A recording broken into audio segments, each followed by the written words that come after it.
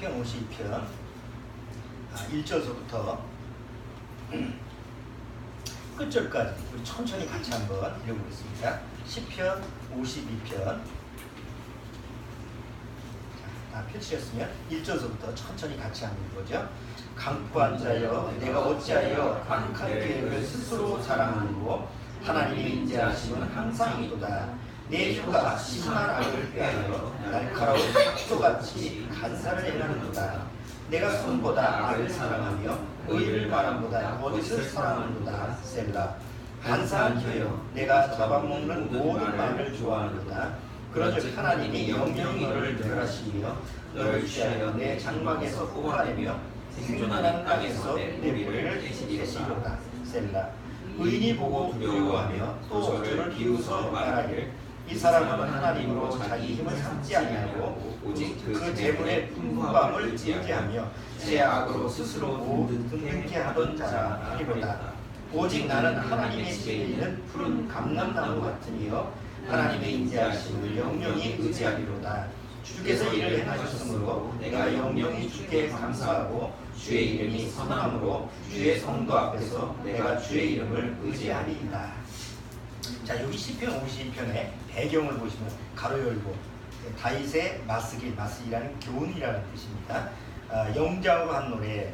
에돔인 도액이 사울에게 이르러 다윗이 아비멜렉의 집에 왔더라 말하던 때에 이게 우리 사무엘을 보면 다윗이 그 사울왕을 피해서 도망을 가죠. 근데 어디로 도망갑니까? 아비멜렉 제사장 집으로 도망갑니다. 그냥 뭐 죽게 생겼으니까 이제 데렸다 도망가는데 제사장들이 거기 이제 하나님의 궤가 있고 있는 그 하나님의 언약궤가 있는 이런 장소 아닙니까? 거기 가서 이제 숨었는데 거기에 마침 누가 있었냐면 사울과 내통하는 그런 도액이라는 사람이 있었죠. 사울 밑에서 그 이제 다윗이 와가지고 거기서 떡하고 포도주를 얻어먹고 그 다음에 그 옛날 골리앗 쓰던 칼을 갖다가 가져가는 그런 장면을 다 보고 나중에 사울왕한테 이제 보고를 합니다. 그래서 나중에 결국은 아비멜렉하고 제사장들이 다 죽임을 당하죠. 자, 이제 이런 소식, 이런 상황을 듣고 다윗이 여기 시를 쓴 거예요. 이 세상 악인에 대한 그런 시입니다. 자, 그런데 오늘 시편 52편을 통해서 우리가 뭘 같이 한번 다루려고 하냐면 요새 가장 그 뉴스 여러분 보시면 이슈가 되는 그 우리나라의 지금 요새 사회 전반적인 그런 상황 중에서 자꾸 이렇게 문제가 일어나는 게 뭡니까? 요새 사회적인 문제가 우리나라에서 많이 뉴스에도 나오고 사람들이 또 익히 또 공분을 일으키는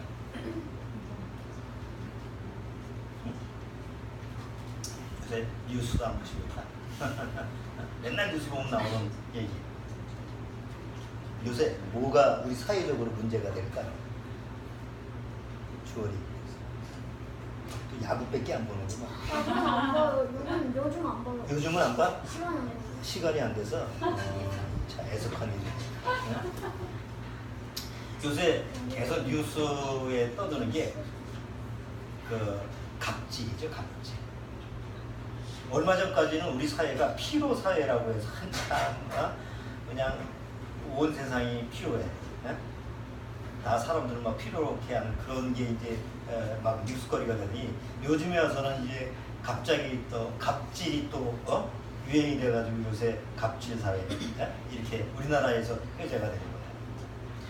자, 이 갑질을 하는 사람이 주로 누구냐면 이 세상에서 뭔가 나름대로 강한 어떤 뭔가를 가지고 권력을 가지고 있든지 아니면 뭐 돈을 가지고 있든지 아니면 하여튼 뭐라도 가지고 있는 그런 그 세상이 강하다고 하는 사람들이 갑질을 해요. 나머지는 다 을과예요. 을이야. 그래서 그런 부분에 대해서 사람들이 막 공감을 하고 공부를 하고 이런 부분인데 오늘 시편 52편을 통해서 우리가 같이 한번 다뤄보고 싶은 게 뭐냐면 진짜 우리가 사는 이 세상에서 진짜로 강한 자가 누군가? 진짜 갑질을 하는 그런 사람들이 강한가? 세상에서 진짜 강한 자가 누군가라는 것을 같이 한번 살펴보려고 합니다.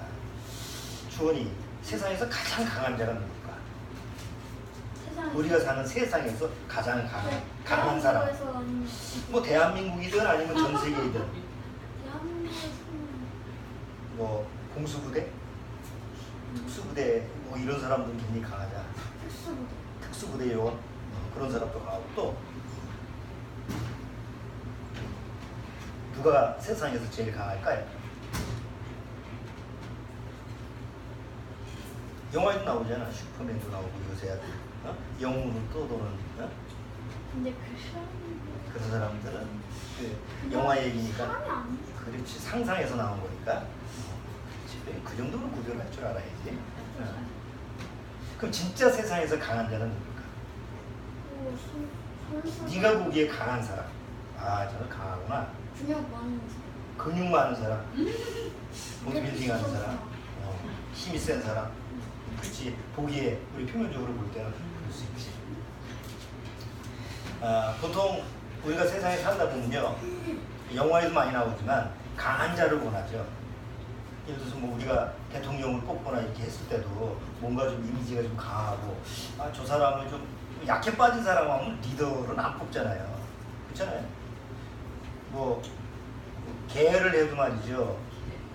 개를 해도 야, 저 사람은 뭐 돈도 뭐 못 받아내고 잘못했다라는 돈도 뜯기고 뭐 이런 좀 별로 뭐 약해 보이는 사람도 안 쓰죠.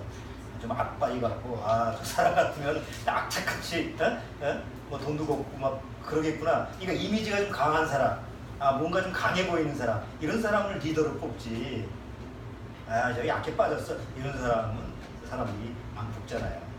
그리고 또 세상에 너무 악이 횡행하니까 뭐 영웅 같은 걸 자꾸 바라니까 영화가 그런 영화가 인기가 있는 거예요. 갑자기 영웅이 나와가지고 세상을 악에서 건지는 사람 많이 보러 가잖아요. 왜? 그게 그 보상 심리거든. 내가 세상에서 막 그냥 억울한 일을 당하고 뭔가 좀 막 피해를 당하고 피해자 입장이고 말이죠. 저 갑질을 하는 저런 것들은 좀 뭐 나는 나설 수 없어. 난 약하니까. 나보다 강한 무슨 절대 권력을 가지고 있는 강한 힘을 가지고 있는 그런 자가 나타나서 슈퍼맨 같은 그런 존재가 나타나서 싹 그냥 정의를 구현하고 이런 걸 사람들이 마음속에서 원해요. 그런 걸 원하다 보니까 이제 그런 영화가 만들어지는데 주원 얘기처럼 실제로 그런 존재는 없죠. 그냥 사람들의 상상 속에서 만들어진 거예요. 우리가 옛날 여러분 다 아시는 누가 강하냐라는 이솝 동화 얘기 아시죠?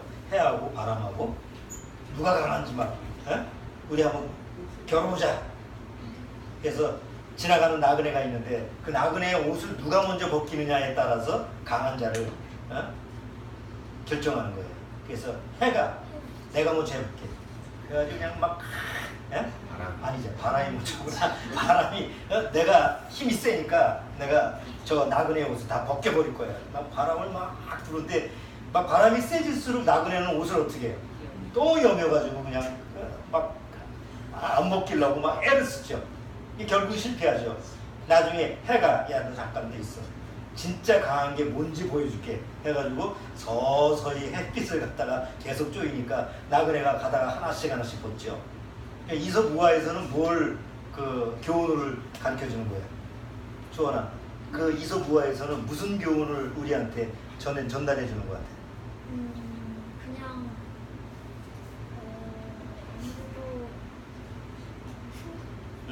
이솝이니까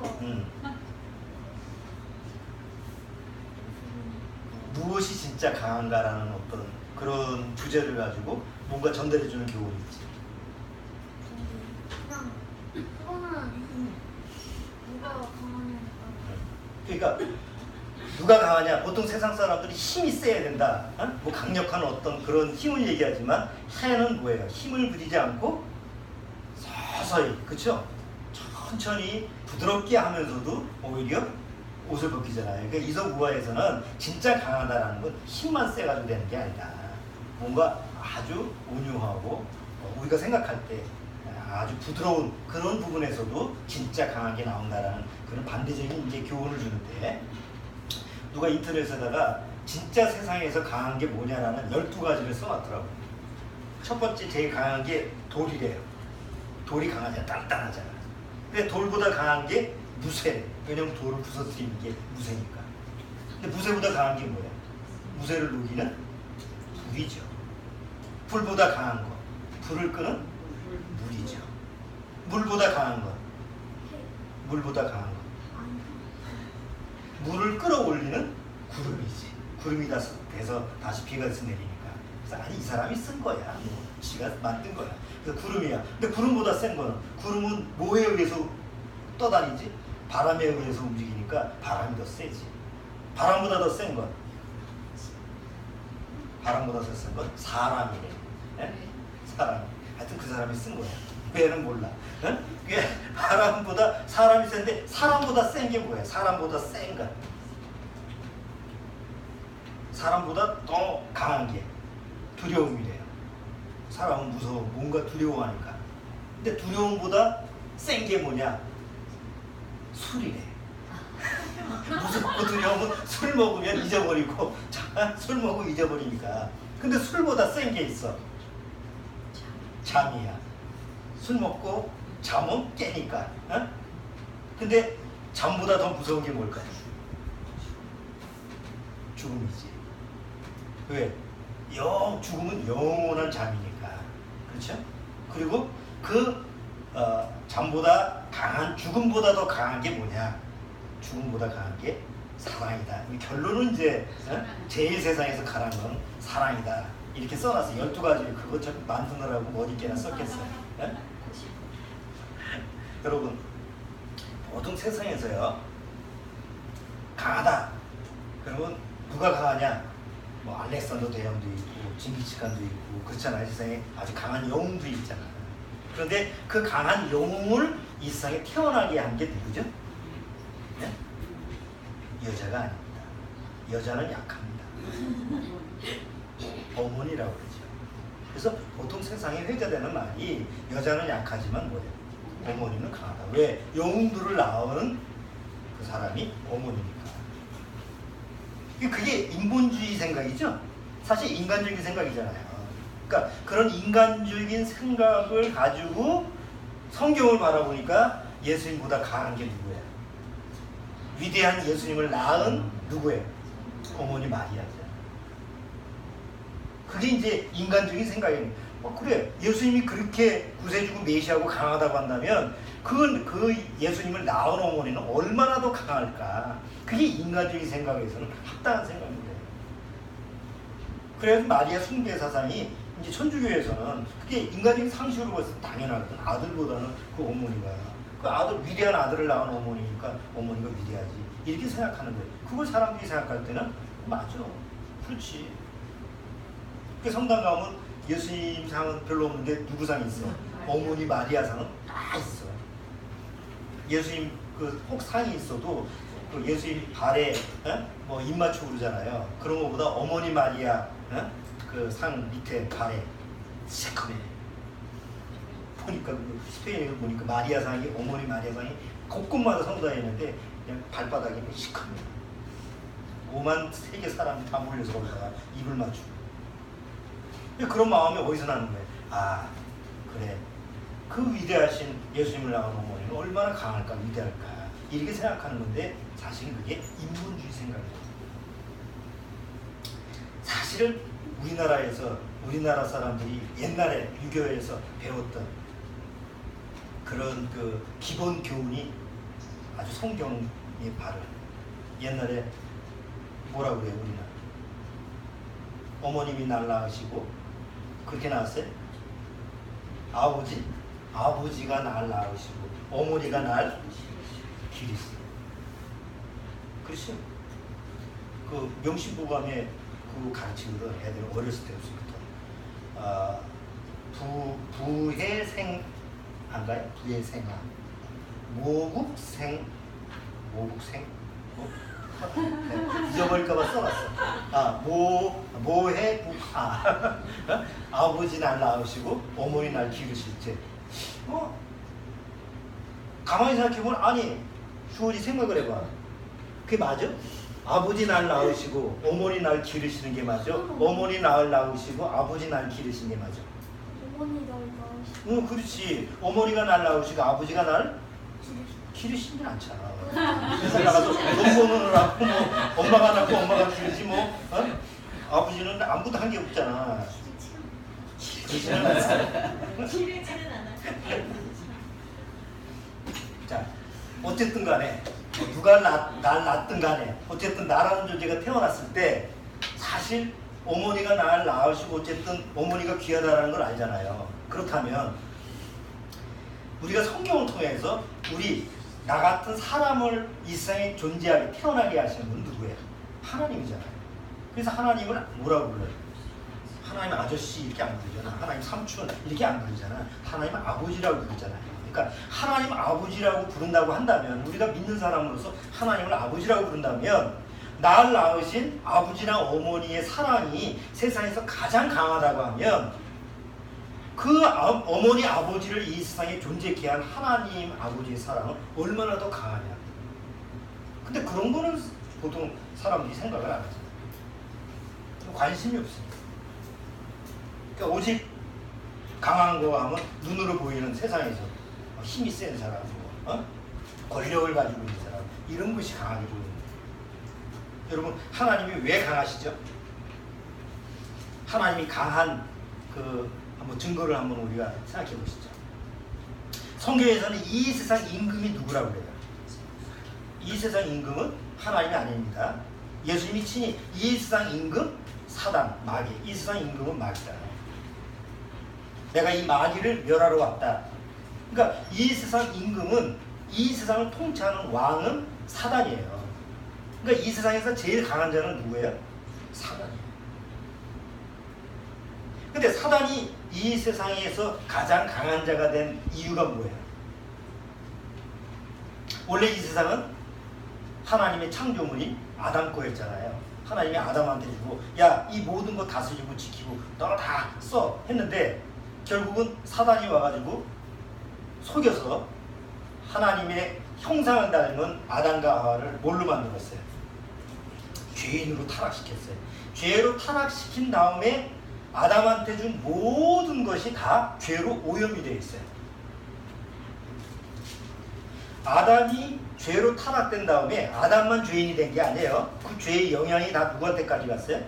다 이 세상 모든 자연물이 다 아담의 죄 때문에 피해자가 된 거예요. 그 이유가 뭐죠? 그 증거가 뭐죠? 이 세상의 모든 자연 만물이 다 죽음을 경험해요. 이상하지 않습니까? 여러분 한번 생각해 보세요. 나는 죄인이니까 죽음을 경험한다고 쳐요. 교리적으로. 이 식물은 죄가 있어요, 없어요? 없잖아요. 이 식물. 동물은 죄가 없잖아요. 근데 왜 식물하고 동물도 죽죠? 겨울이 돼서 이 밖에 나가 놓으면 얼어 죽어야 안 죽어요? 겨울이 되면 밖에 있는 거 다 이 뭐 풀 같은 거 죽잖아요. 나무도 베어버리면 죽잖아요.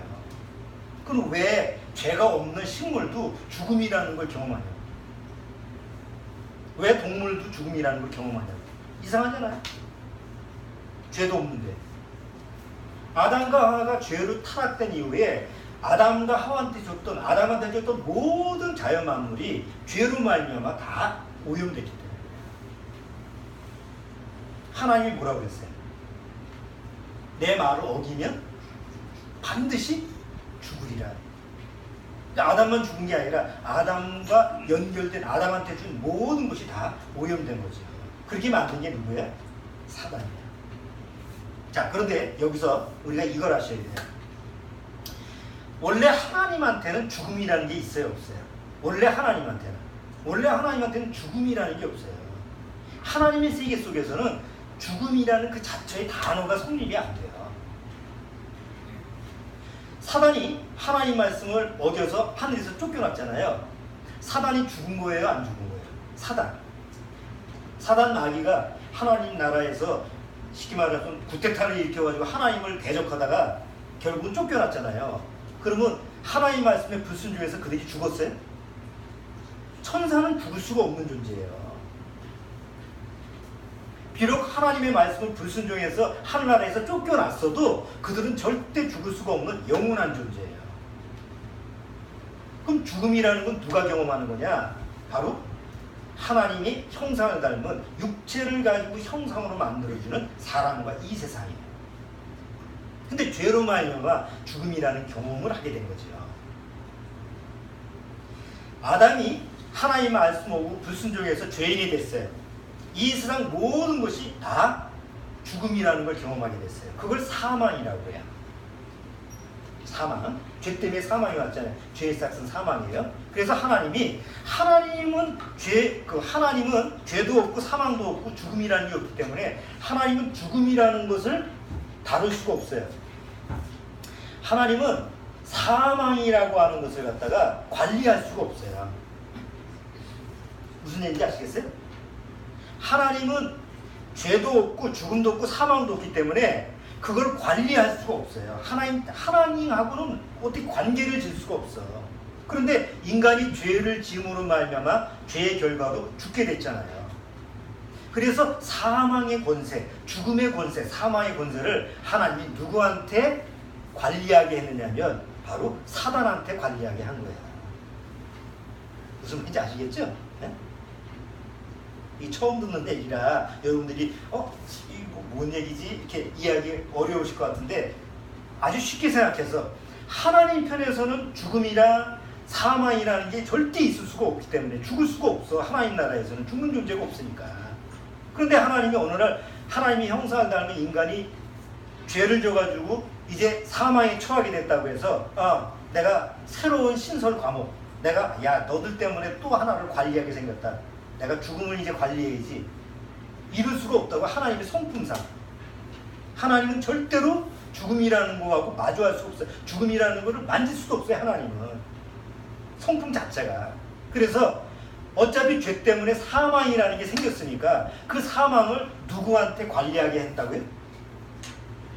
바로 사단한테, 악의 무리인 사단한테 사망의 권세를 네가 관리해. 잠시 관리해. 그래서 하나님이 사망의 권세를 사단한테 관리하게끔 준 거예요. 그것도 잠시예요. 마치 이런 거예요. 여러분 집에서 종량제 봉투 아시죠? 10리터, 5리터, 50리터, 100리터 종량제 봉투가 뭐 하는 거예요? 종량제 봉투가 시래기 버리는 거잖아. 근데 종량제 봉투가 옛날에는 쓰레기가 아무데나 버렸으니까 쓰레기 처분하는 사람이 그냥 가져갔으면 좋겠지만 요즘은 깨끗하게 하려고 봉투를 사용하니까 봉투를 한 번 버리면 아깝잖아. 그러니까 그 봉투가 가득 찰 때까지 아끼려고 계속 쓰레기가 나오는 데는 뭐예요? 채우고 냄새가 나도 채우고 그렇죠? 그리고 한 군데 두자. 아무 데나 놓을 수가 없잖아. 냄새 나도. 그리고 화요일날 어제 요일이 다 다르잖아. 월요일, 목요일 이렇게 하면 그 날짜에 가서 버리게 가져가게 갖다 놓는 거죠. 그럼 뭐예요? 어차피 그거는 다 수거해 가서 쓰레기 더미에서 이제 버릴 건데 잠시 뭐예요? 지금 놔두는 거잖아. 그러니까 하나님은 그 사단 마귀가 하나님을 대적하고 하늘나라에서 쫓겨났을 때 바로 멸하지 않고 어떻게 했어요? 잠시 놔뒀어요. 하나님의 목적하에 잠시 놔뒀어요. 이 세상에다가 잠시 놔두고 그리고 그 대신 어느 날 때가 되면 사단과 마귀는 어떻게 한다고요? 지옥 불못에 영원히 내가 가둬버리겠다라는 이제 아예 이제 심판을 받은 거야. 사단 마귀는 이미 갈 곳이 정해진 거죠. 아직은 가지 않은 것뿐이야. 하나님의 시간 속에서는 이미 일이 이루어졌지만 하나님이 이 세상에 시간을 만들었기 때문에 그 사단 마귀로 하여금 그 시간 안에서 하나님의 일을 하나님의 목적으로 이루기 위해서 잠시 놔둔 건데 그때 사망의 권세를 사단한테 위임시켜준 거예요. 죽음의 권세를 위임시켜준 거예요. 그래서 성경에 보면 사망의 권세, 이 히브리서는 보시죠. 히브리서. 창세기 먼저 보시죠. 창세기 3장. 창세기 3장 17절.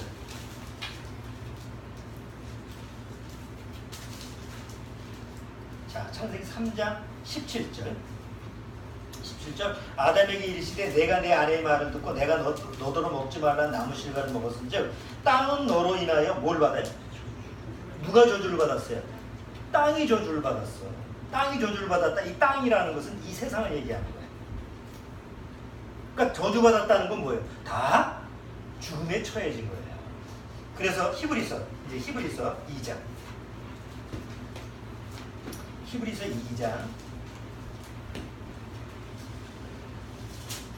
히브리서 2장 14절 주원이가 한번 읽어주세요. 크게 한번 읽어주세요. 히브리서 2장 14절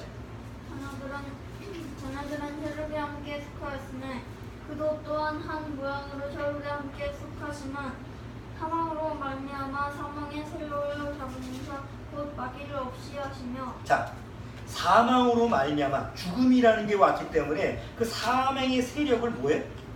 잡은 자 마귀가 잡은 게 아니에요. 하나님이 사단으로 하여금 야 너 잠시 사망의 권세 네가 그렇게 했으니까 네가 사망의 권세를 네가 가지고 있어. 왜? 하나님은 절대 그거를 타치하거나 관리할 수가 없어요. 또 관리할 필요도 없고 그래서 사단한테 넘긴 거예요. 그리고 어느 날 때가 되면 뭐예요? 그 사망까지도 다 하나님이 지옥 불못에다가 다 영원히 가둬버리는 그런 하나님의 계획 안에 있었던 거죠. 자, 이제 아담 안에서 태어난 모든 사람들은요, 한 사람 아담이 죄를 범함으로 모든 사람이 죄인이 있다고 로마서 6장에 기록되어 있습니다.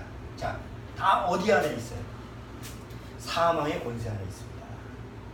사망의 권세 안에 있다는 건 누구 손아귀에 있다는 거예요? 사망의 권세를 잡은 자는 누구라고요? 사단이에요.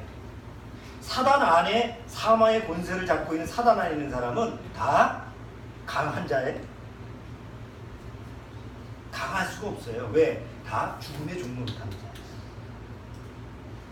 여러분, 세상에서 보통 우리가 이제 학교에서 배울 때, 영웅, 뭐 세상에서 대단한 영웅 하면 알렉산더 대왕, 뭐 징기스칸, 뭐 이런 뭐 나폴레옹, 뭐 이런 사람들이잖아요. 세상에서 뭐 그래도 남다긴다 했던 사람들. 그들의 결말이 어떻게 됩니까? 세상에서 가나라고 해서 유명한 사람들. 진시황, 중국에서 진시황처럼 유명한 사람 없잖아요. 만리장성도 쌓고 지 말 안 듣는다고 그냥 그 당시에 뭐 유교 뭐 이렇게 학자들 생매장 시키고 뭐 벌벌 떨어. 세상에서 그 중국 땅덩어리에서 진시황하면 아주 천하를 호령하는 그 강한 자가 몇 살에 죽었어요? 강하면 오래 살아야 되잖아. 40대에 죽었어요. 아무리 강하면 뭐해? 아무리 세력을 가지면 뭐해? 고작 50을 못 넘기고 죽었어. 어디에 종로로 타는 거예요? 사망의 권세 안에 있습니다. 알렉산더 대왕. 유럽의 알렉산더 하면 야, 그래서 대왕이라고 하잖아. 우리나라 세종대왕처럼. 알렉산더 대왕. 대단한 영웅 아니에요. 어떻게 죽었어요? 모기에 물려 말라리아에 걸려 죽었어요. 젊은 나이에 모기에 물려 죽었다니까. 물론 워낙 화랑방탕하고 그런 삶도 원인이 됐지만 나중에 죽음의 원인 중에 하나가 모기한테 물렸는데 말라리아에 죽었어요. 그런 영웅이 모기한테 물려서 죽었다는 게 그야말로 넌센스 아니에요? 징기스칸,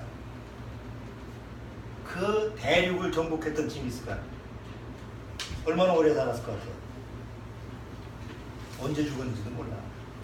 그 땅덩어리 땅 따먹게, 쉽게 말하면 우리가 땅 따먹게 하다가 결국 가다가 어디 정벌하러 가다가 중간에 가다가 죽었어요. 이유도 몰라, 원인도 몰라, 무덤도 없어.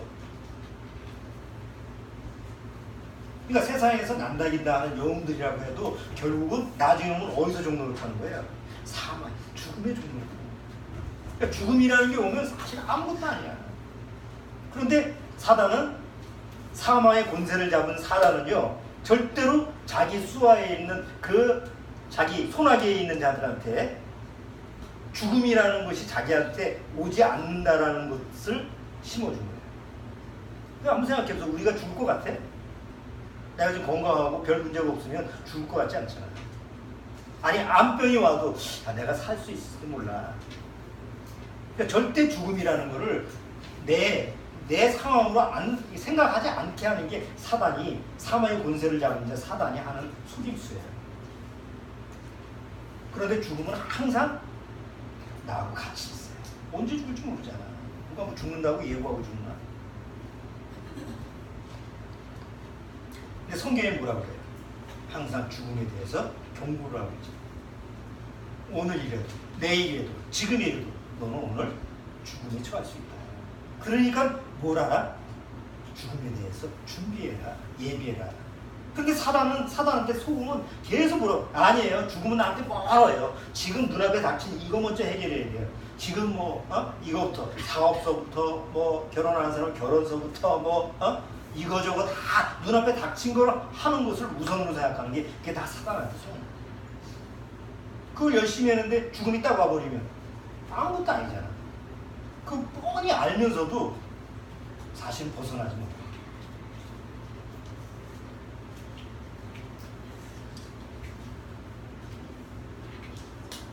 갑자기 사고를 당해서 남편을 잃었어요. 자식을 잃었어요. 얼마나 슬퍼요. 근데 보통 그런 정말 슬픈 장례식장에 가서 식음을 전폐해. 왜? 너무 슬프니까.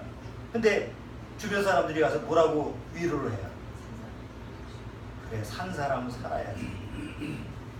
이왕 죽은 사람은 어떻게, 죽은 사람은 죽은 사람이니까 산 사람은 살아야지. 빨리 밥이라도 먹어. 밥이 넘어가? 그래도 살아야 되니까. 그 말 말고는 더 할 게 없잖아요. 산 사람은 살아야지. 여러분, 세상에서 사단의 종로로 타는, 사마의 권세자인 사단의 종로로 타는 사람들은 결국 그냥 죽음 자체가 무서워. 그래서 히브리서에 뭐라고 했어요? 아까 히브리서 2장 봤잖아요. 그 뒤에 바로 뭐라고 되어 있어요? 히브리서 2장. 아까 펼쳐놓은 데 한번 그대로 뒤에 한번 보세요. 14절, 자 15절 다시 한번 읽어주세요. 주원이가 14절 15절 다시 한번 읽어주세요.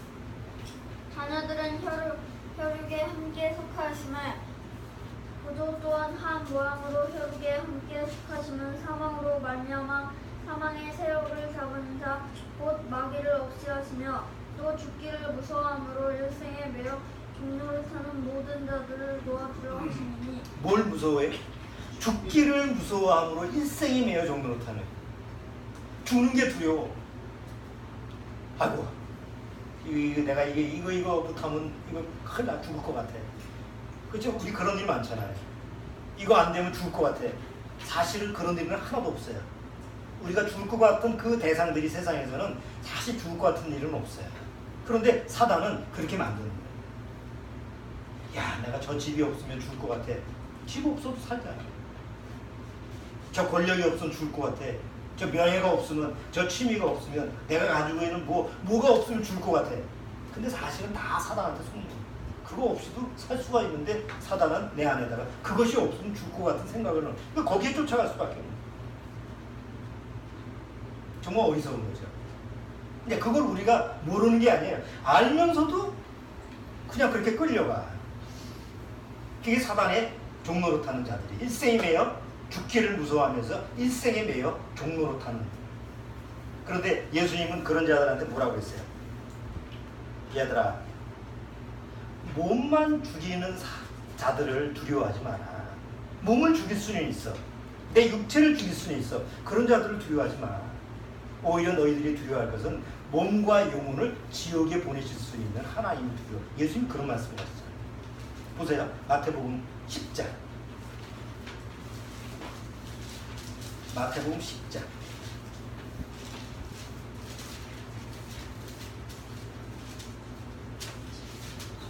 자, 마태복음 10장.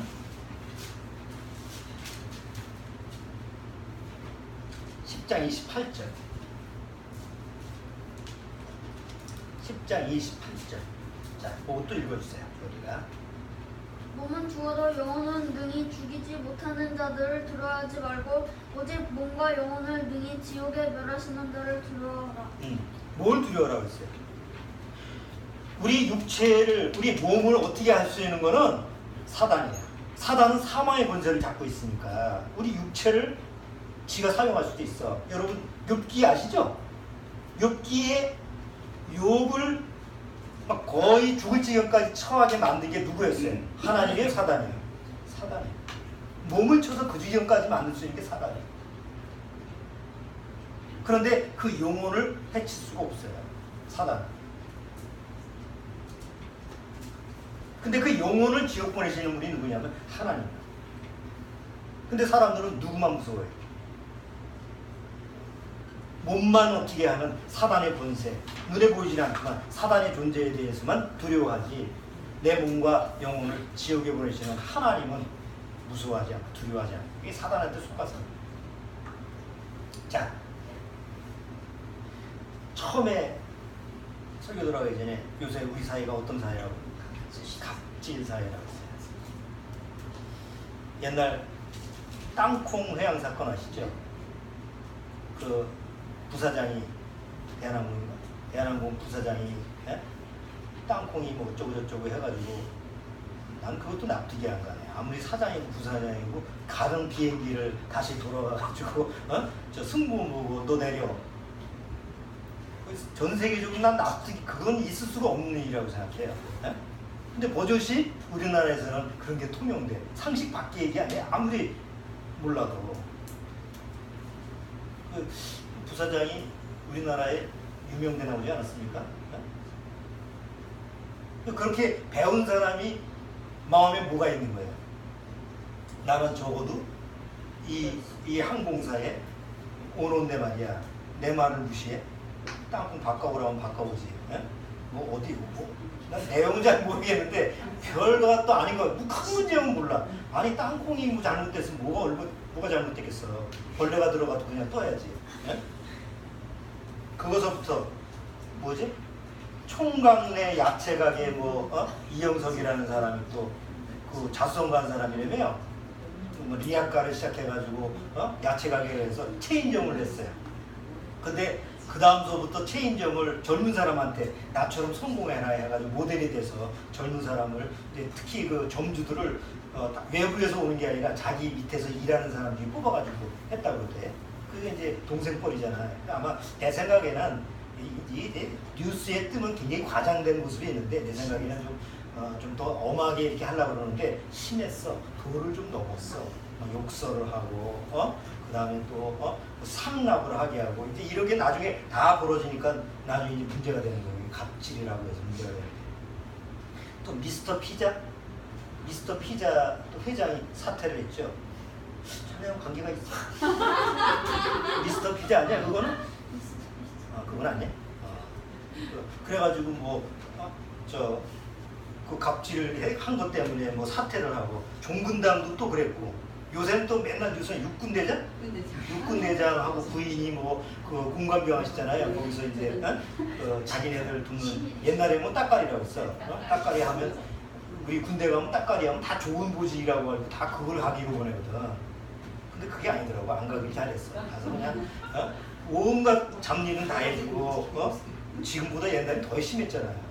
전자판찌까지 지금 무슨 범죄야? 전자판찌까지 채워가지고 부르면 오고 그런 게 요새 계속 뉴스에 뜨더라고. 그 다음에 또 뉴스에 맨날 이게 사회 지도층만 그런 게 아니야. 백화점에 가서 뭐 어떤 부녀가 차 좀 빼라고 했더니만 또 그 주차위원은 무릎 꿇리고 뭐 온갖 욕설을 다 했더니 뭘 하는 사람이 또 그런 것도 나오고 또 제자에게 인분을 먹여서 인분을 먹이는 교수, 대학원생 같은 경우 그렇잖아요. 자기 밑에서 석사나 박사학위 딱 나면 종로로 태야 되거든. 말 안 듣는다고 인분을 먹이. 난 또 그런 것도 이해가 안 되고. 또 중국에 보면 성과가 낮은 그 사원들 불러다가 변기에 물 한 잔씩 먹이기 뭐. 요새 뭐 이제 그런 게 막 그 뉴스에 나와요. 근데 이게 요새 나오는 게 아니에요. 사실 원래 사회적으로 다 그냥 다 편만한 일이야. 근데 요새 와서 세상이 좋아졌다고 해야 되나 뭐 살만해졌다고 하나 그러다 보니까 이제 이런 문제가 막 불거지는 거죠. 옛날에 뭐 다 거기서 거기야. 어디 사장 앞에서 말 한마디에 바로 잘리게 목구멍이 포도초인데, 그치? 군대 가서 어디 가서 뭐 했다고 발언을 해. 삼조기멸해지는 게. 옛날에는 상상할 수도 없는 일이에요. 옛날에는 너무 온 사회 구석구석이 다 그러니까. 그렇잖아요? 다 갑만 되면 다 갑질하는 사회야. 에휴, 사람들이 왜 그럴까? 여러분 같으면 어떠시겠어요? 그래서 미국 스탠퍼드 대학에서 실험을 했어. 왜 사람들이 갑질을 하는가? 특별한 사람만 갑질을 하는가? 해서 심리학적으로 한번 그 실험을 했는데 대학 내에 감옥을 만들었어요. 쇠차상을 만들어 놓고 감옥을 딱 만들어 놓고 나서 24명의 실험자를 뽑았대요. 24명의 실험자를 뽑아서 이제 돈을 주고 이제 실험자를 뽑았죠. 그래서 12명은 간수, 12명은 죄수. 그래서 간수복 입히고 죄수복 입히고. 그래서 이제 2주 동안 실험을 하는데 조건이 있어요. 간수는 절대로 폭력을 행해서는 안 돼. 육체적인 폭력, 말로는 괜찮은데 육체적인 폭력은 절대 해서는 안 돼. 죄수는 100% 순종해야 돼. 간수 말에. 그래서 이제 2주 동안 했는데 그 실험이 1주도 못 넘기고 종료가 되버렸어요. 왜냐? 이 간수를 맡은 사람이 얼마나 갑질을 해야 되는지. 육체적으로는 그 죄수들을 마음대로 하지 못하는데 말로 막 씹어. 말로 막 언어폭력 있잖아. 언어폭력 뭐. 그래서 간수복을 입으니까 간수가 진짜 된 거예요. 자기가 진짜 간수 노릇을 하는 거예요. 죄수는 진짜 자기가 죄수인 것처럼 하다 보니까 그냥 스트레스가 정신적인 문제가 생기니까 더 이상 실험을 진행할 수가 없어가지고 종료했어요. 거기서 결론을 뭘 내려느냐. 누구나 갑질을 할 수가 있다. 편의점에 엄마들이 맨날 와요. 그럼 애가 뭐 물건 하나 사잖아. 자기가 원하는 거 사는 애는 거의 없어요. 뭐 골랐어. 안 돼. 뭐 골랐어. 안 돼. 애 입장에서는 뭘 사라는 거야. 살 게 수두룩하게 많은데 얘가 원하는 건 하나도 없어요. 이미 엄마는 얘가 살 걸 딱 정해가지고 왔어. 너 이거 사. 그게 갑질이요. 물론 엄마는 애를 위해서 한다고 하지만 그게 갑질이지 뭐. 애는 아무 권한이 없잖아. 그 중에 그래도 자기 뭔가 좀 자기 표현을 하는 애는 그러더라고. 맨날 엄마 마음이라고 막 그러더라고. 말이 맞지. 우리가 이 세상 살아가면서 다 갑이 되면 갑질을 할 수밖에 없는 상황이에요. 그렇잖아요. 그건 그 위치가 되면 그럴 수밖에 없는 상황이에요. 자, 그러면 왜 갑질을 하게 될까요? 우리가 심리적인 원인을 한번 생각해 보죠. 왜 갑이 되면 나도 왜 피자 가게 사장이 될 수 있고, 백화점 그 부녀가 될 수 있고, 왜 육군 대장 부인이 될 수 있고, 왜 그럴 수가 있어요? 육군 대장 부인이 대장이요? 여단장이라며. 나는 여단장이야. 뭐 그렇게 얘기하기 때문에 진짜인지 가짜인지 모르겠지만 왜 그런 위치가 될 수 있죠? 왜 내가 그렇게 갑이 되면 나도 모르게 갑질을 하게 되죠? 그리고 왜 다른 사람은 못 사귀어요? 그냥 좋게 해주면 되잖아. 그래서 또 심리학자들이 그걸 분석을 했어요. 왜 갑이 되면 갑질을 할까? 우월감 때문에 그렇대요. 그렇죠? 우리가 갑이 되면 우월감이 생겨. 우리말에 이런 말이 있어요. 저게 뭔가 컸다고 하니까 이제 사람이 달라졌네. 뭐가 뭐 잘 됐어. 부자가 됐어. 갑자기 뭐가 승진이 됐어. 높은 자리에 올랐어. 그럼 사람이 어떻게 돼? 바뀌었어. 그러니까 우리가 그런 일을 많이 보니까 그냥 보통 우리말이 그러잖아. 저게 높아지다 보니까 사람이 바뀌었네. 진짜 바뀌어요. 왜 바뀔까? 우월감 때문에 그렇대요. 우리가 뭔가 이게 내가 대장이야. 내가 이 정도 됐는데 난 뭐가 되는데 그러면 스스로 마음에 우월감이 돼서 그 다음부터 다른 사람을 깔고 그러는 거예요. 그런데 진짜 우월감이 아니고 그 우월감은 어디서부터 나온 거냐면 열등감에서 나오는 거예요. 밑바닥에 열등감이 항상 있었는데 어느 날 갑자기 그 열등감이 어떤 기회를 통해서 높아질 수 있는 기회가 오면 그게 우월감이 오는 거예요. 우월감이 된 거예요. 자, 우월감이 됐을 때 그 다음서부터 어떤 현상이 벌어지냐? 내가 옛날에 당한 걸 밑에 그대로 하는 거예요. 그래서 우리나라에 시집살이가 있었던 거예요. 옛날 시어머니가 그냥 시집살이 하면 그 다음 대를 물려서 뭘 해줘? 대물림을 해주잖아. 요즘 그랬다가는 절단 나지. 요즘에 그거 며느리가 그거 수용 안 하지. 옛날 시대나 통영들이 옛날 군대 시절에 나 군대 시절에 그래. 군대 가면 뭐해?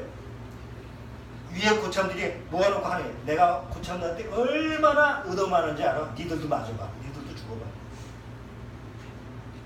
그게 대물림이에요. 그게 갑질의 바탕이라고.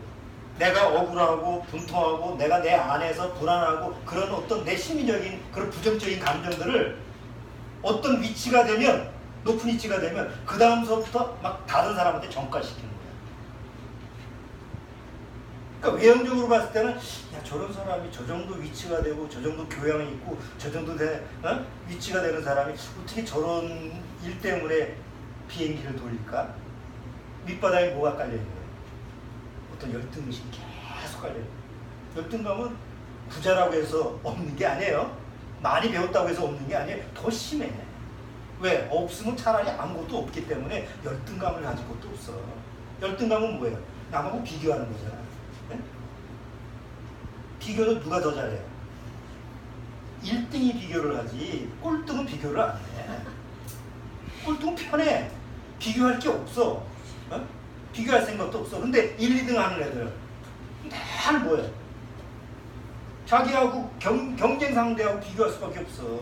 그러니까 높은 위치일수록 뭘 하는 거예요? 열등감이 심한 거예요. 그거를 우월감으로 다른 사람한테 부정적인 감정을 표출하는 게 바로 갑질이라고. 그런데 이 갑질이 누가 하는 거냐면 사단이 하는 거다는 거예요. 보세요. 사단은 누구를 대적하다가 쫓겨난 자예요. 사단은 하나님이 될 수 있어요, 없어요? 없어요. 천사는 하나님이 될 수가 없잖아요. 그런데 자기가 내 위에 하나님밖에 없으니까 하나님이 되려고 하나님 척하려다가 쫓겨난 거 아니야. 그러니까 사단의 그 밑바닥에 뭐가 가득 차 있어요?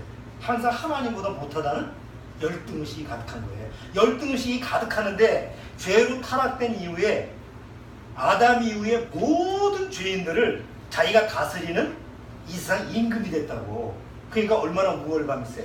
적어도 이 세상 임금이잖아. 하나님 바로 밑에 이 세상 임금이잖아요. 우월감이 있잖아요. 그리고 자기 밑에 종노릇하는 죄인들한테 뭘 심어주는 거예요? 야, 내가 당한 걸 너도 당하봐.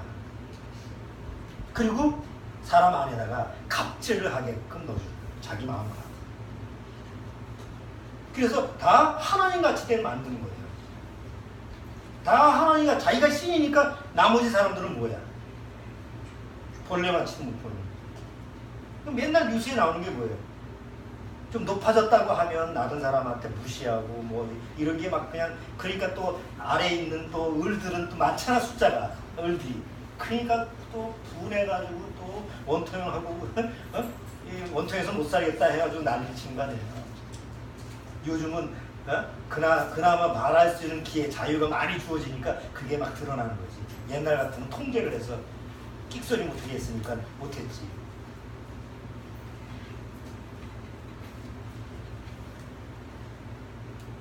자,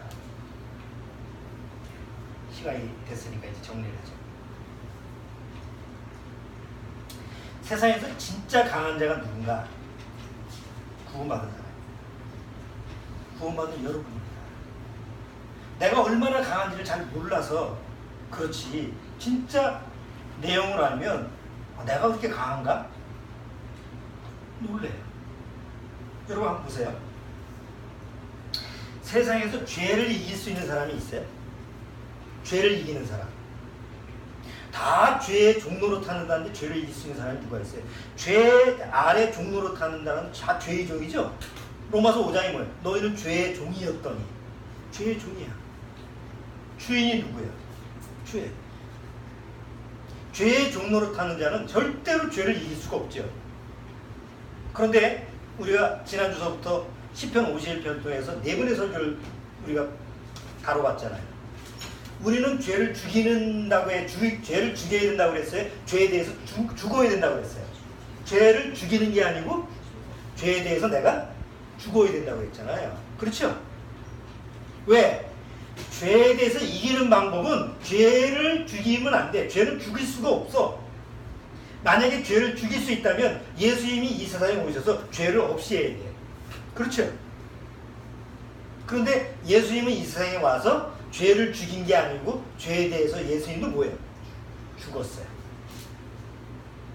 세상에서 죄를 이기는 방법은요, 죄를 안 짓거나 안 지려고 노력하거나 뭐 이런 방법이 세상 방법이에요. 그러나 성경에서 하나님이 주시는 죄를 이기는 방법은 하나예요. 죄에 대해서 죽는 것이 죄를 이기는 방법이에요. 왜? 내가 죄에 대해서 죽으면 죄는 나에 대해서 뭐라고 할 수 있어요, 없어요? 죽었는데 뭘 어떻게 해? 죄에 대해서 죽은 자를, 안 죽었는데 죄에 대해서 죄가, 야 너 뭐 얘라 이거 죄를 져라, 뭐 이거 미워해라, 살인해라, 이런 게 돼야 안 돼요? 안 되잖아. 그러니까 죄에 대해서 죽은 자는 죄에 대해서 이길 수 있는 사람이에요. 여러분, 구원받은 사람은 죄에 대해서 예수 그리스도와 함께 어떻게 했다? 죽었다고 나오죠. 성경에 이미 기록되어 있고 사실이잖아요. 죄에 대해서 예수님과 함께 죽은 자는 죄에 대해서 이긴 자예요. 예수님이 죄에 대해서 십자가에서 죽고 승리하신 것처럼 정말 예수 그리스도와 함께 십자가에 죄에 대해서 죽고 의에 대해서 산 자는 죄에 대해서 이긴 자예요. 세상에 죄에 대해서 이기는 자가 없었다고 그러잖아. 그런데 나는 죄에 대해서 이기는 자가 된 거예요. 왜? 죄에 대해서 죽은 자니까. 이 사실이 분명히 있어야 돼. 난 죄에 대해서 죽은 사실이 분명히 있어야 돼. 그러면 죄에 대해서 이긴 자예요. 대단하잖아요. 이 죄에 대해서 이기는 사람만큼 강한 자가 없어요. 잘 보세요. 구원을 받았어요. 항상 죄에 대해서 이기는 건 아니에요. 우리가 실질적으로 죄와 마주쳤을 때 또 죄의 유혹에 넘어가요. 그런데 정말 구원받은 사람은 하나님의 말씀에 내가 딱 나를 맡기면 죄가 유혹이 들어와도, 죄의 유혹이 들어와도 그걸 어떻게 해요? 하나님의 말씀으로 전신갑주를 입었기 때문에 죄에 대해서 막을 수가 있어요. 죄의 유혹에 안 넘어갈 수가 있어요. 죄에 대해서 안 넘어간다는 게 뭐예요? 죄에 대해서 승리한다는 거죠. 그렇죠? 요셉이 누구죠? 누구야? 보디발의 그 아내가 막 유혹을 해가지고 막 할 때 요셉이 안 됩니다 라고 막을 수 있는 건 뭐예요?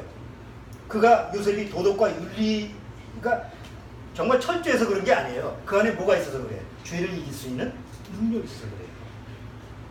나이가 그냥 펄펄한 청년인데, 그리고 주인 밑에 자기밖에 없잖아요. 그럼 주인집 아내가 싹 유혹을 해서 또 나하고 같이 이렇게 즐기자 이렇게 했을 때 넘어갈 수 있는 거 아니에요. 그리고 주인 죽이고 그냥 우리 같이 살자. 영화 같으면 그렇게 할 수 있는데 요셉은 딱 거절하죠. 그것 때문에 감옥에 갇히잖아. 그럴지라도 죄를 딱 막을 수 있는 건 그 안에 뭐가 있어요? 죄를 이길 수 있는 능력이 있대.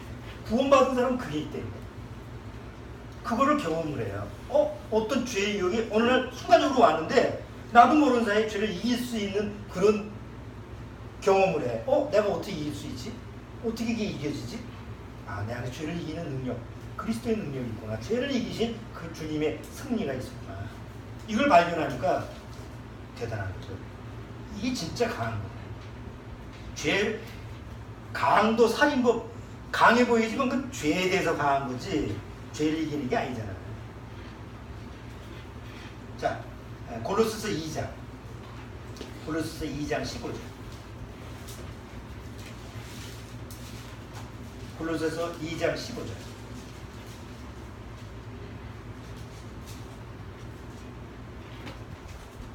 자, 골로새서 2장 15절. 15절만 같이 그냥 큰 소리로 주원이가 읽어주세요. 정사와 권세를 벗어버려 밝히 드러내시고 십자가로 승리하셨느니라. 십자가로 패배한 게 아니고 십자가로 뭐예요? 승리하셔야. 여러분, 예수님이 십자가에 죽었을 때 모든 세상 사람들은 뭐라고 해요? 기독교는 끝났다. 예수는 끝났다. 죽었어. 끝났어. 그러나 예수님이 십자가의 죽음으로 말미암아 죄에 대해서 우리 죄를 대신해서 죽으심으로 말미암아 패배한 게 아니라 뭐예요? 오히려 승리하셨다. 왜? 나를 살리셨으니까. 죄 가운데서 나를 해방시켰습니다. 그러니까 예수님의 승리는 곧 누구의 승리예요? 내가 승리해요. 내가 예수님을 믿고 영접했으니까 예수님이 승리하신 것 내가 승리해요. 그러니까 거듭난 사람이 세상에서 강한 것은 강할 수밖에 없는 것, 죄를 이길 수 있는 능력이 있기 때문에 그래요. 두 번째는 뭘 이겨요? 세상에 죽음을 이기는 자 있어요? 아까도 얘기했잖아. 진시황, 징기스칸, 뭐 알렉산더, 뭐 세상에 영웅이란 영웅 다 해도 다 죽음 앞에서는 다 벌벌 떨어 죽었어요. 그 용감한 이순신 장군도 화살을 맞고 뭐라고? 나의 죽음을 적에게 안기지 말라. 물론 전쟁에 이기기 위해서 그런 거지만 그건 죽음의 승리가 아니잖아요. 죽음은 어쩔 수 없이 받아들일 수밖에 없는 상황이잖아요. 구원받은 사람이 있으면 뭐야? 내 죽음은 만천하에라. 나는 다시 산다. 그럼 영어가 기독교 영어가 되죠. 죽음을 이기는 사람이 세상에서 진짜 강한 자예요. 죽음을 이기는 사람이 아무도 없잖아. 다 벌벌 떠는데 거듭난 나는 뭘 이겨요? 죽음은 잠이야. 영원한 세계로 가는 통과야. 통과로 돼. 죽는 것 감정이 안 무섭다는 게 아니에요. 죽음 자체가 두렵지 않다. 왜? 죽음이라는 것은 내가 영원한 생명으로 가는 하나의 과정이고 하나님이 나한테 주시는 이 하나의 그 통과할 수 있는 문이기 때문에 그 자체를 두려워하지 않죠. 그래서 진짜 강할 수 있는 거예요. 세 번째, 여기 고린도전서 15장 한번 보시죠. 우리가 유명한 고린도전서 15장. 거듭난 사람이 뭐라고 얘기해요? 15장 55절.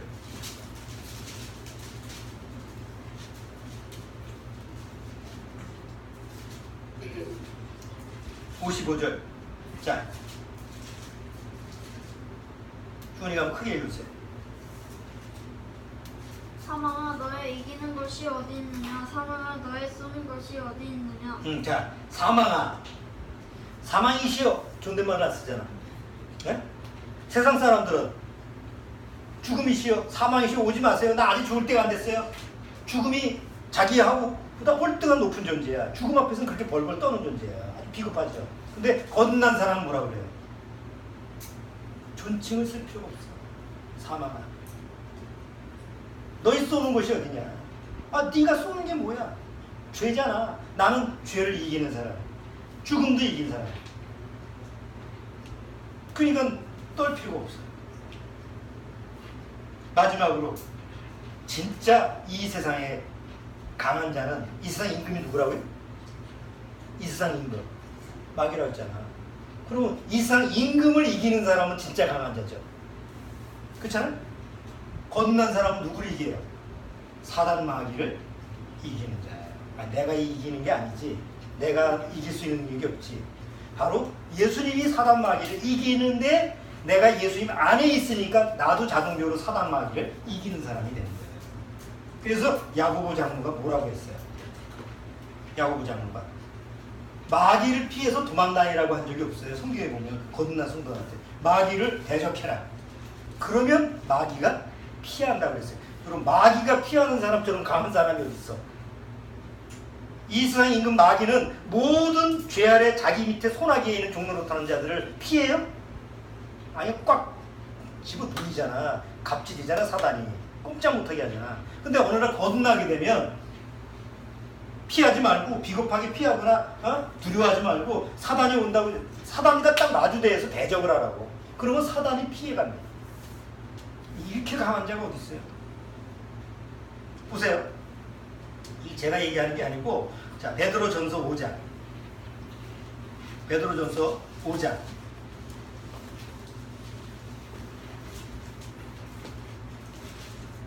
베드로전서 5장.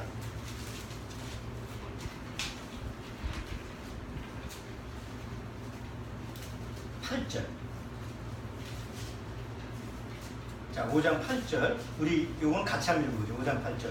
근신하라, 깨어라. 너희 대종 마귀가 우는 사자같이 두루다니며 삼킬 자를 찾나니. 여러분, 우는 사자가 막 그러면서 돌아다닐 때 그 얼마나 무섭겠어요. 고양이가 아니잖아, 이건. 개도 무서운데, 그지? 지나가다 동네 개같이 있어도 무서운데 사자가 으르렁거리면서 그 먹이를 찾아 돌아다니면 얼마나 무섭겠냐고. 사단이 그렇게 자기 먹이를 찾아서 돌아다닌다고. 그런데 사단이 우는 사자처럼 이렇게 돌아다니는데 야고보서 4장. 하나님은 구원받은 성도들한테 뭐라고 하느냐면 야고보서 4장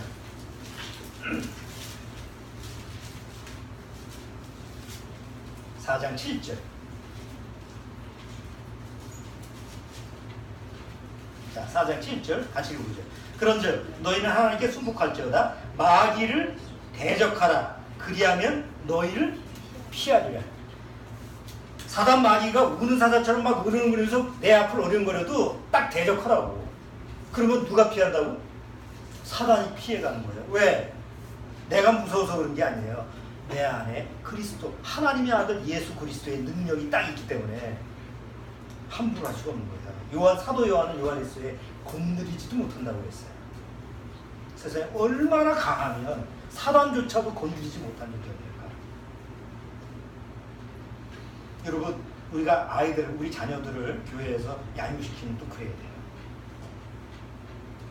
사단이 밥이 되게 하면, 사단이 노리면 꼼짝없이 당해.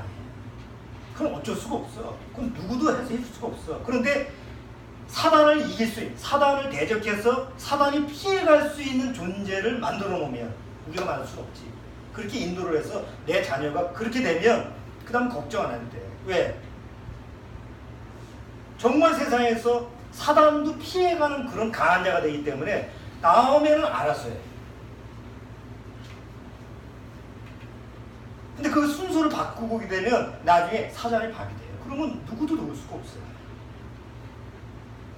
이게 원리예요. 그러니까 누구를 대상으로 우리가 생각해야 되느냐. 어떻게 외적으로 보면 아이고 지금 이렇게 하고 저렇게 하고 이렇게 해서 이런 상황이 안 되면 큰일인데. 세상 걱정이에요.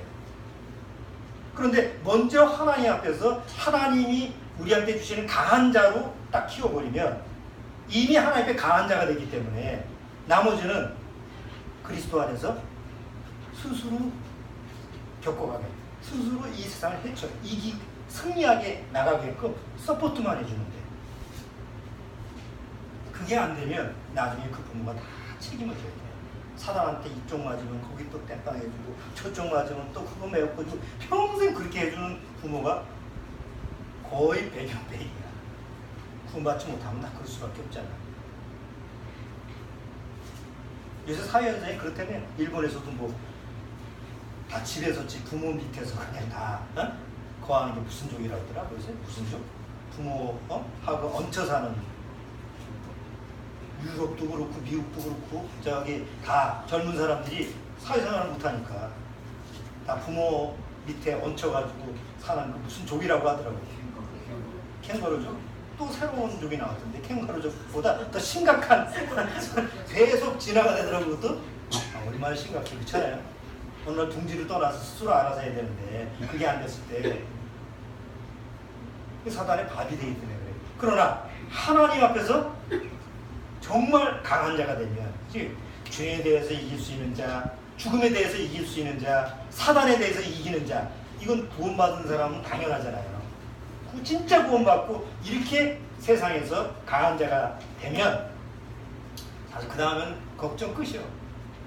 죽음이 와도 문제가 되나, 망했다고 해서 문제가 되나, 뭐 문제가 될 거 있어. 이런 강한 자로 키워요. 그래서 사도 바울이 그래요. 편지를 쓰면서 그 당시 성도들한테 너희들은 남자답게 강건하게라. 그 남자답게라는 건 누구예요? 죄인 남자가 진짜 남자는 예수님. 가장 강한 자의 모델이 예수님이잖아요. 세상에서 약한 적이 없었어. 가장 약한 모습으로 하는데 가장 강한 모습을 보여준 게 십자가입니다. 우리는 그 십자가에서 예수님의 가장 강한 유전자를 받은 거예요. DNA를 받았다. 그래서 이상하게도 정말 거듭난 사람은 이 안에 강한 게 있어. 육체는 연약한데 뭔가 강한 이 DNA의 영향을 받아서 강한 게 있어. 그래서 세상에 나가서도 뭔가 세상 파도가 밀린다고 해서 막 밀려다니지 않고 또 헤쳐나가고 있지만 이 이름은 그렇게 걱정할 필요가 없어요. 자, 오늘은 시편 52편을 통해서 이 갑질 사회에서 승리하는 법을 같이 한번 살펴봤습니다. 자, 사랑이 알았지? 갑질 사회에서 갑도 되면 안 돼, 을도 되면 안 돼. 우리는 크리스찬이야. 갑하고 을하고 관계없어. 그냥 하나님 앞에서 예수 그리스도의 강한 크리스찬으로 사는 거야.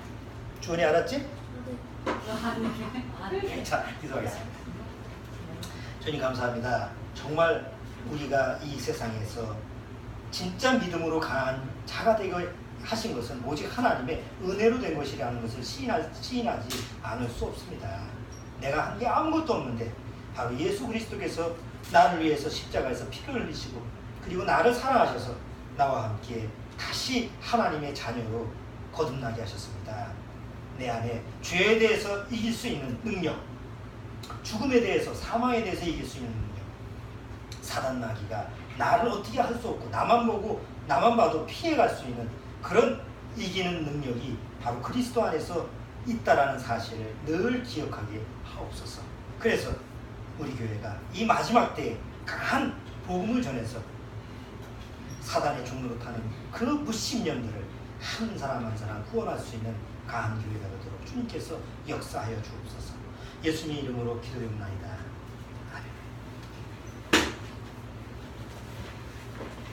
자, 아까 불렀던 다시 한번 불러볼게요. 아까 몇 장이었지? 몇 장? 384장. 384장.